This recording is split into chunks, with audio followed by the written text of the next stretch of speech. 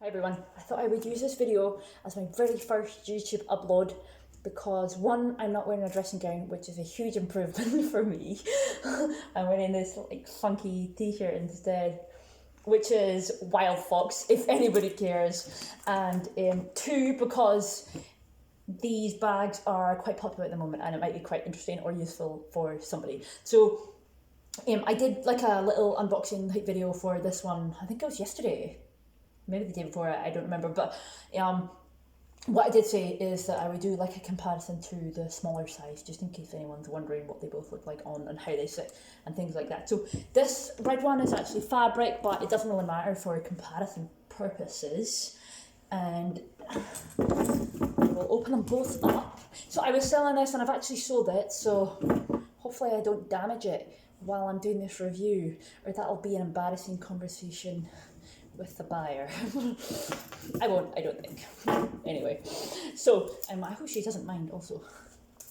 So this bag is the size small, I think, or small medium. I'm not sure on the official names. This is the middle size of this bag, and then the one up is like some monster maxi thing. I don't really know what the official names are. So I'll try and show what the size of this. It's hard to see, but you could fit like a lot in. Now, fitting things in the bags are not really a strong point of my reviews because I never really have much to hand, and I carry weird things in my bag. Not like weird, but just not typical items. Like I don't carry around sunglasses and umbrellas and things like that. It would typically be like a bottle of water maybe, and then like socks. Anyway, sometimes trainers. Anyway, so obviously the camera angle is not that wide. So I've got a phone here, another phone, to show some scale. It could fit two side by side potentially, depending on the size of the phone. Anyway, right, what I'll do is I'll just stand up with them both now. So we're losing daylight, so the video's probably going to get, well, not that it's going to drag on for like 40 minutes, but it might get darker as it goes on, because that's how daylight works. The sun, the sun goes down eventually. So this is going to be a bit difficult because there's not a lot of room here because the wall is right behind me, but I will do my very best.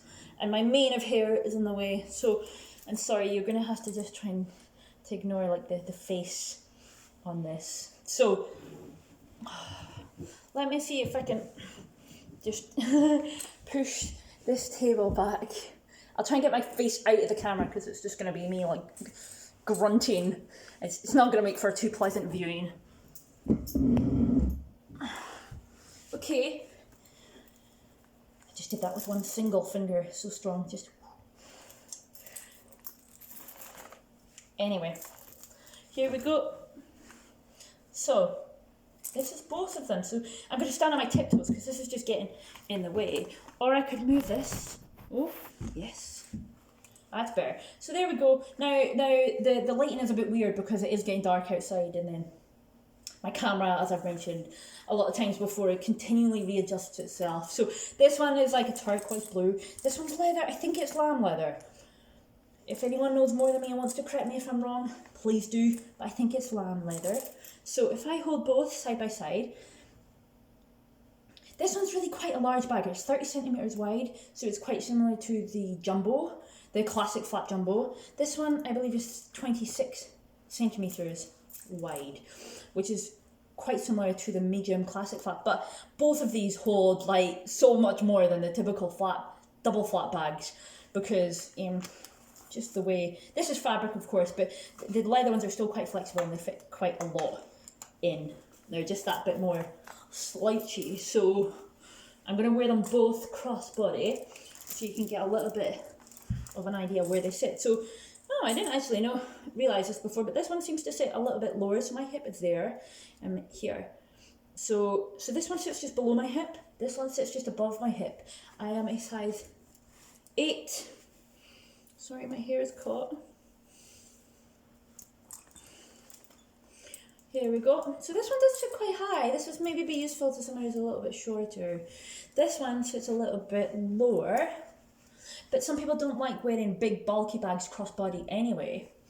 Well, maybe that's me. I don't know if other people like that. I sometimes think that. I sometimes think some bags they're just too big for a crossbody because they become too bulky and they don't sit in your hip very well. So anyway, I think this one, because it's slouchier, it's a bit better. It doesn't seem so bad. So getting in to each of them, in and out of each of them while they're worn is really easy.